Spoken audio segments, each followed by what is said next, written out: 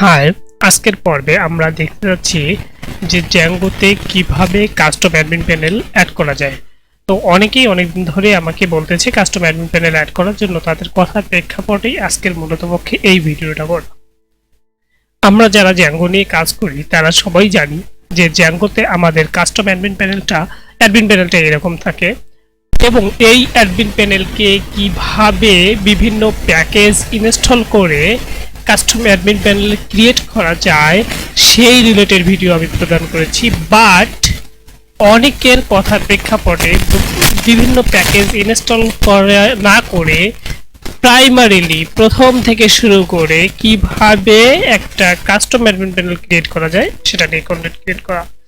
তো তাদের কথার প্রেক্ষাপটে আজকের এই ভিডিওটা করা। আমরা এই যে অ্যাডমিন প্যানেলটা রয়েছে এটাকে কাস্টম অ্যাডমিন প্যানেলে নিয়ে যাওয়ার চেষ্টা করব। যেমন এই যে আমি যদি একটা অ্যাডমিন প্যানেল আপনাদের দেখাই, এটা একটা অ্যাডমিন প্যানেল ডার্ক প্যানে, এটা থিম ওয়াগান এর একটা অ্যাডমিন প্যানেল।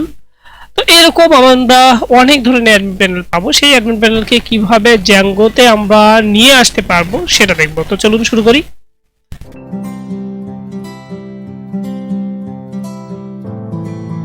এর জন্য প্রথমে আপনাদের একটা বিষয়, দুই তিনটি বিষয় ফলো করতে হবে।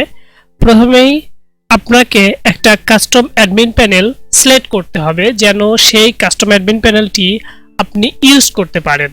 তো আপনি বুটস্ট্র্যাপ 5 বা রিঅ্যাক্টের কোনো একটা কাস্টম অ্যাডমিন প্যানেল চুজ করে নেবেন। এর জন্য এখানে যে কাস্টম ড্যাশবোর্ড উইথ বুটস্ট্র্যাপ 5 লিখলেই ফ্রিলি আপনি অনেক ড্যাশবোর্ড পেয়ে যাবেন, বা নিজে কোনো একটা ড্যাশবোর্ড ডিজাইন করতে পারেন। যেমন আমি অনেক খোঁজাখোঁজের পরে dark pan free bootstrap 5 admin template একটা পেয়েছি। আমি এই ডেসক্রিপশনটা আপনাদের দিয়ে দিব। এখানে আপনাদের মেইলটা দিলে আপনার মেইলে ওই এটা ডাউনলোড লিঙ্ক দিয়ে দিবে ওনারা। তারপরে ডাউনলোড লিঙ্ক ফলো করে জাস্ট ডাউনলোড করে নিতে পারেন এই টেমপ্লেটটা।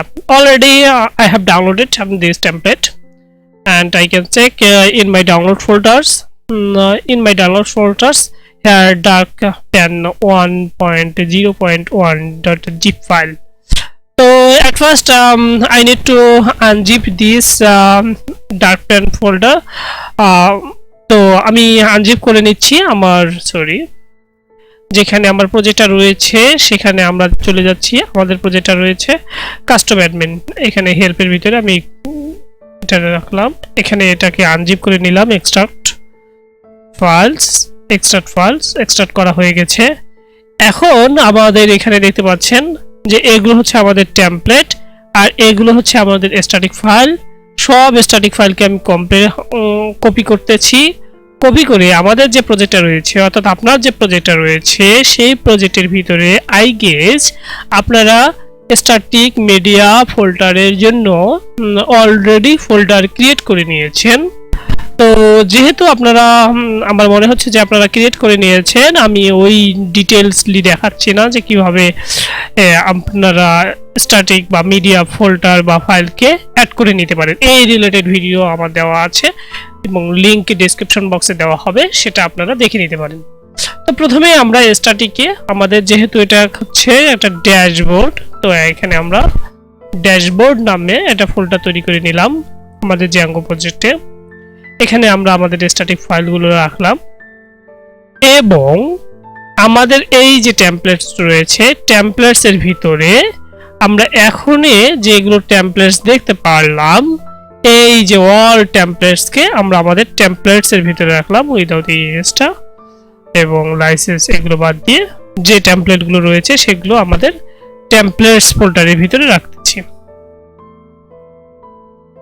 টেমপ্লেটস ফোল্ডারের ভিতরে রাখলাম। এখন মেন যে টেমপ্লেট ফোল্ডারটা সেটা হচ্ছে আমাদের index.html। এই index.html কে আমরা দেখব, অ্যাড করে নিব আমাদের। তো আমরা আমাদের প্রজেক্টটা বা আপনাদের যে প্রজেক্টটা সেটা আপনারা অন করে নেবেন ভিএস কোডে। তো রাইট বাটন ক্লিক করে ভিএস কোডে অন করে নিলেন। আই গেস যে দিস সিম্পল কাজ আপনারা পারবেন এবং এই রিলেটেড আমি অনেক ভিডিও প্রদান করেছি, সেজন্য আজকে আবার পুনরায় ভিডিও প্রদান না করতেছি। ওকে, আমার দেখেন এখানে অ্যাডমিন প্যানেলের জন্য সবকিছু অ্যাড করাই আছে। এখন আমরা কাস্টম অ্যাডমিন প্যানেলটা ইউজ করব। এর জন্য প্রত্যেকটা কাস্টম অ্যাডমিন প্যানেলের প্রত্যেকটা ফাংশন নিজে থেকে রাইট করতে যাচ্ছি। রাইট করার জন্য আমরা এখানে যে কাস্টম ড্যাশবোর্ড অ্যাপ নামে একটা অ্যাপ ক্রিয়েট করেছি।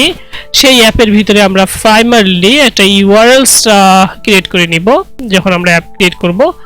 তো আই গেস আপনারা একটা অ্যাপ তৈরি করা পারবেন। জাস্ট হচ্ছে python-manage.py আই ক্রিয়েট অ্যাপ লিখলেই অ্যাপটা ক্রিয়েট হয়ে যাবে। আমি যদি ওই প্রজেক্টটা তৈরি করা এবং অ্যাপ ক্রিয়েট করার কিছু কমান্ড আপনাদের সাথে শেয়ার করতে পারি। কাজ সুবিধা করার জন্য python-manage.py স্টার্ট অ্যাপ, তারপর হচ্ছে আপনার অ্যাপের নাম দিলেন, অ্যাপ তৈরি হয়ে যাবে। আর প্রজেক্ট ক্রিয়েট করার জন্য Django Admin স্টার্ট প্রজেক্ট, তারপরে প্রজেক্টের নাম দিলেন। এই রিলেটেড ভিডিও অনেক দেওয়া আছে আমার। তো আই গেস আপনারা এই সব কাজ পারবেন, অ্যাপ ক্রিয়েট করা, প্রজেক্ট ক্রিয়েট করা, অ্যাপের সাথে প্রজেক্ট অ্যাড করা। আমরা অ্যাপে যেহেতু আমরা urls.py নাই, নতুন একটা urls.py তৈরি করে নিলাম এবং এখানে আমরা লিখলাম from Django.urls import পাথটা ইম্পোর্ট করে নিলাম। তারপরে এখান থেকে আমরা URL প্যাটার্নস যেটা আছে URL প্যাটার্নসটাকে অ্যাড করে নিলাম। নতুন একটা পাথ এখানে দিব, পাথ ধরেন আমাদের ডিফল্ট একটা অ্যাডমিন প্যানেলের পাথ দিচ্ছি। এখানে /admin /custom admin ওকে। এরপরে হচ্ছে আমরা আমাদের ফাংশনের নাম দিব custom admin dashboard home। আমরা আমাদের ফাংশনের নামটা দিলাম একটা, তারপরে নেম ইকুয়াল এখানে আমরা দিলাম যে কাস্টম ড্যাশবোর্ড, ডান। এখন এই যে ইয়েটা তৈরি করে নিয়েছি, এই ফাংশনটাকে আমাদের ডিফাইন করে দিবে। আমরা ফ্রম আমাদের অ্যাপের নাম হচ্ছে কাস্টম ড্যাশ অর্থাৎ এই অ্যাপ ডট এর ভিউসে যাব, গিয়ে ইম্পোর্ট করব আমাদের কাস্টম অ্যাডমিন ড্যাশবোর্ড হোম যে ফাংশনটা তৈরি করতে যাচ্ছি সেটা। তো এখন আমরা আমাদের views.py এ চলে যাব। এখানে নতুন একটা ফাংশন তৈরি করে নিব, এখানে রিকোয়েস্ট দিব আমাদের ফাংশনের ভিতরে, কনটেক্সট দিব, এখানে কনটেক্সট ইকুয়াল, তারপরে রিটার্ন রেন্ডার করব আমরা রিকোয়েস্ট। আর তারপরে হচ্ছে আমাদের এই যে templates.file এর ভিতরে আমরা কাজ করব এই যে index.html যেটা আছে সেটাকে আমরা এখানে ইয়ে করে দিব। তো এই যে যাবতীয় কোড এগুলো আমরা এখানে না লিখে বা না অ্যাড করে সেগুলোকে কাট করলাম, কাট করে নতুন একটা ফোল্ডার তৈরি করলাম, ফোল্ডারের নাম দিলাম ড্যাশবোর্ড এবং এই ফোল্ডারের ভিতরে সেগুলো পেস্ট করে দিলাম। তাহলে আমার ড্যাশবোর্ড ফোল্ডারের ভিতরে অল কোড থাকতেছে এবং যেগুলো যেগুলো আলাদা আলাদা ফোল্ডার সেগুলো সেপারেট হয়ে যাচ্ছে। তো আমার views.py এ এই যে views.py এ এখন আমরা বলে দিব যে ড্যাশবোর্ডের ভিতরে যাও, ড্যাশবোর্ডের ভিতরে গিয়ে index.html কে ফাইন্ড করো আর কনটেক্সটের ভিতরে যা লেখা রয়েছে সেটাই তুমি শো করো। এবং এটা হচ্ছে আমার অ্যাপের সাথে views.py এর কানেকশন। এখন আমাদের যে প্রজেক্টটা রয়েছে সেই প্রজেক্টের urls.py এ যেতে হবে, গিয়ে আমরা যে অ্যাপটা ক্রিয়েট করলাম সেই অ্যাপের সাথে প্রজেক্টের একটা কানেকশন তৈরি করে দিতে হবে। যে পাথ এখানে আমাদের ব্ল্যাঙ্ক, কোনো ডাটা যাবে না। তারপরে এখানে আমরা বলবো ইনক্লুড, আমরা ইনক্লুড করব আমাদের অ্যাপের নাম। আমাদের অ্যাপের নাম হচ্ছে custom-app.urls এবং আমরা এখানে আমাদের অ্যাপের নামটা চাইলে দিতে পারি বা না চাইলে নাও দিতে পারি। তারপরে এখানে শেষ করে দিব। ওকে, তো আমাদের মোটামুটি সেটআপ ডান। এখন যদি আমরা আমাদের প্রজেক্টটা রান করতে চাই, রান করলাম, তো এখন এখানে দেখবেন যে রান করলে আমরা যখন স্ল্যাশে ক্লিক করব,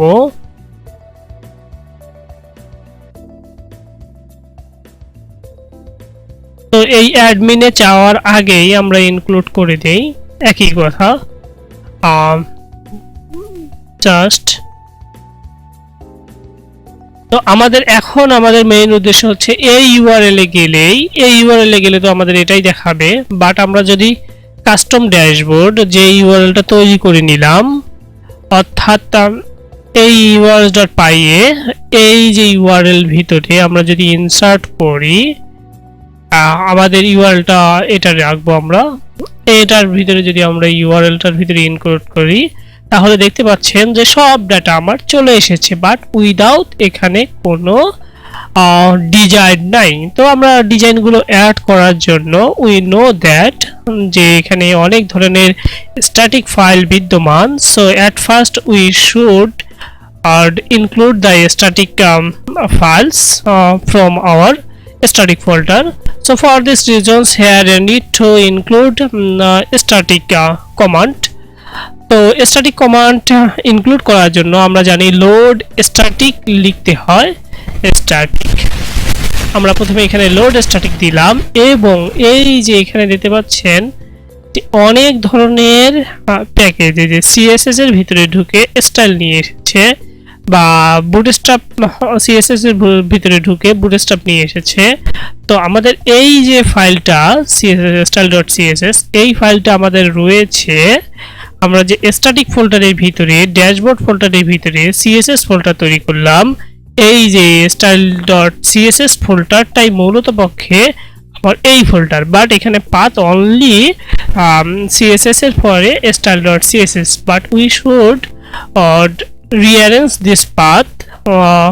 So এটা আমাদের রিঅ্যারেঞ্জ করতে গেলে প্রথমেই স্ট্যাটিক ফোল্ডারের ভিতরে ঢুকবে, তারপরে ড্যাশবোর্ড ফোল্ডারের ভিতরে ঢুকবে, তারপরে সিএসএস ফোল্ডারের ভিতরে ঢুকে বাকি কাজ সম্পাদন করবে। তো এই জন্য আমাদের এখানে কিছু চেঞ্জ নিয়ে আসতে হবে। সো চেঞ্জ নিয়ে আসার জন্য আমরা একবারই কাজ করতে যাচ্ছি। এর জন্য এতটুকু অংশ, অর্থাৎ হাইপার রেফারেন্সের পরে যদি আমাদের সিএসএস থাকে, কোন সিএসএস থাকে, সবগুলোকে আমরা ফাইন্ড করব এবং রিপ্লেস করে দিব এই ফাইলের ভিতরে। এখানে না, ফাইল, এই যে এখানে দেখি ফাইন্ড এন্ড রিপ্লেস, এখানে না, ওকে। তো এটা আমাদের দেখতে পাচ্ছেন দুই জায়গায় রয়েছে, সেই দুই জায়গার পরিবর্তে আমরা এই সিএসএস এর আগে আমাদের এখানে বলে দিব যে প্রথমে আমরা স্ট্যাটিক ফোল্ডারের ভিতরে ইন করব। প্রথমে বলবো যে আমরা স্ট্যাটিক ফোল্ডারের ভিতরে যাও, গিয়ে ব্ল্যাঙ্ক দেখো, তারপরে হচ্ছে ড্যাশবোর্ডে যাও, ড্যাশবোর্ডে যাও, গিয়ে ওকে, তো এখানে ড্যাশবোর্ডে ইকুয়াল সিএসএস, তো ব্ল্যাঙ্ক দেখবে, এখানে ব্ল্যাঙ্ক দেখে তারপরে হচ্ছে সিএসএস অ্যাড করবে। তো আমাদের যে দুই জায়গায় অ্যাড করলাম সেই দুই জায়গার পরিবর্তে দেখেন এখানে ড্যাশবোর্ড তারপরে সিএসএস এখানেও অ্যাড করে নেই। তো আমাদের স্টাইলটা মোটামুটি চলে এসেছে। আমরা একটু যদি আমাদের কোডটা আবার রিলোড করি, দেখেন আগে যেটা ছিল বাট এখন নতুন একটা সুন্দর স্টাইল লোড হচ্ছে, লোড কামিং। তো এখন আমাদের অন্যান্য যে স্ট্যাটিক ফাইলগুলো রয়েছে সেগুলোকেও আমাদের চেঞ্জ করে নিয়ে আসতে হবে, তাই না? তো দেখি আমরা কোন কোন জিনিসগুলোকে চেঞ্জ করা যায়।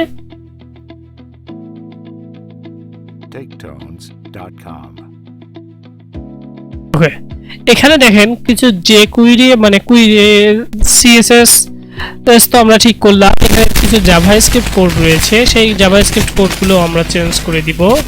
এখানে আমাদের সোর্স লিব এই এতটুকু পরিবর্তে সোর্সটুকুই থাকবে। সোর্সটা লিখলাম স্ট্যাটিক ড্যাশবোর্ড, এখানে সিএসএস এর জায়গায় লিবটা অ্যাড করে দিলাম, দিয়ে আমরা যতটুকু জায়গায় কোডগুলো রয়েছে সব জায়গায় আমরা এটাই চেঞ্জ করে দিলাম। এবং আমাদের যদি আমাদের সোর্সের পরে জেএস থাকে, সোর্সের পরে ধরে আমাদের জেএস আছে, তাহলে এখানে আমরা জাস্ট লিভের জায়গায় জেএস বলে দিব। ওকে, মোটামুটি আমাদের সিএসএস এবং জাভাস্ক্রিপ্ট কোড অ্যাড করা হয়। এই দেখেন আমাদের যে ড্যাশবোর্ডটি ছিল, আমরা নতুন একটা কাস্টম ড্যাশবোর্ড এখানে ইজিলি ইন্টিগ্রেট করে ফেললাম এবং সব সিএসএস এবং জাভাস্ক্রিপ্ট একসঙ্গে। তো এভাবেই আপনারা প্রাইমারিলি কোনো একটা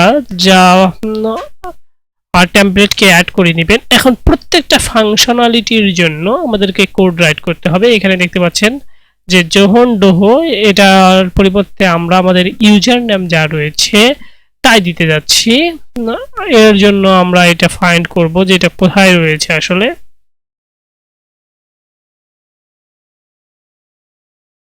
তো আমরা একটু সার্চ দিলাম, দেখেন এখানে আমাদের জোহন ডোহো রয়েছে। এর পরিবর্তে আমরা আমাদের নাম দিতে যাচ্ছি। তো নাম দেওয়ার জন্য রিকোয়েস্ট ডট ইউজার যদি আমরা নিয়ে আসি তাহলেই আমাদের, তো এখানে আমাদের যে কোডটা ছিল জোহন ডোহোর পরিবর্তে যদি আমরা আমাদের নামটা নিয়ে আসতে যাই, তাহলে রিকোয়েস্ট ডট ইউজার নাম যদি আমরা এখানে অ্যাড করি তাহলেই তো আমাদের নামটা চলে আসতেছে, তাই না? তো এটার পরিবর্তে আমাদের ইউজার নাম যেটা রয়েছে সেটা আমরা দেখাতে যাচ্ছি। তো এখানে আমরা লিখব request user dot user name. এই কোডটুকুই লিখলেই আমাদের এখানে মোটামুটি কাজ করবে। ওকে, আমরা একটু এটাকে আবার রিলোড দেই। দেখেন আগে ছিল জোহন ডোহো, এই যে জোহন ডোহো রয়েছে, এর পরিবর্তে আমাদের ইউজার নাম দেখাচ্ছে এখানে। আরো যে যে জায়গায় হচ্ছে জোহন ডোহো রয়েছে, যেমন এই জায়গায় জোহন ডোহো রয়েছে,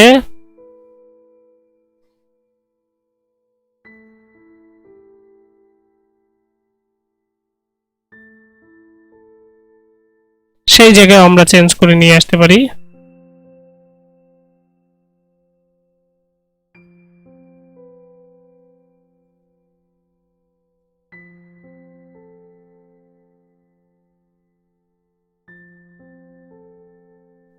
মেসেজ, তারপরে মেসেজে যখন সেন্ড মেসেজ 15 মিনিট আগে কিছু, এই নামগুলো আমরা এখান থেকে নিমিশেই চেঞ্জ করে নিয়ে আসতে পারি। আই গেস আপনারা বুঝতে পারছেন যে কিভাবে আমরা সাধারণত এই কাজগুলো করতে চাচ্ছি। তো এখানে আরেকটু বলে রাখা ভালো, আমরা অনেক বড় একটা টেমপ্লেটকে নিয়ে এসেছি, আমাদের এখানে আমরা এই সমস্ত বড় টেমপ্লেটকে পার্টিশনে ভাগ করতে, পার্টিশনে আমাদের এই যে কার্যাবলীগুলো রয়েছে, যেমন কোনো একটা ফর্মের কাজ, কোনো একটা ফর্মের ডাটা নিয়ে আসার কাজ, এই কাজগুলো অ্যাড করে নিব। আই গেস আপনারা একটা প্রাইমারি কনসেপ্ট পেয়েছেন যে কিভাবে আমরা জ্যাঙ্গো তে কাস্টম অ্যাডমিন প্যানেল ইউজ করতে চাচ্ছি। বাট প্রিভিয়াসলি বিভিন্ন প্যাকেজ ইউজ করে কিভাবে কাস্টম অ্যাডমিন প্যানেল ক্রিয়েট করা যায় সেই রিলেটেড ভিডিও কিন্তু আমি প্রোভাইড করেছি, এবং that's the easy process. That was the easy process for us. But it will be more complicated process, and here needs to write a different type of codes. So এখানে আপনার সময় যাবে, but আপনি যদি নিজে কিছু করতে চান তাহলে that's the better process for you. So I guess আপনারা বুঝতে পারছেন ফার্দার স্টেপে এই অ্যাডমিন প্যানেলে কিভাবে বিভিন্ন ফাংশনালিটির কাজ করা যায় সেটা নিয়ে আলোচনা করব। ধন্যবাদ।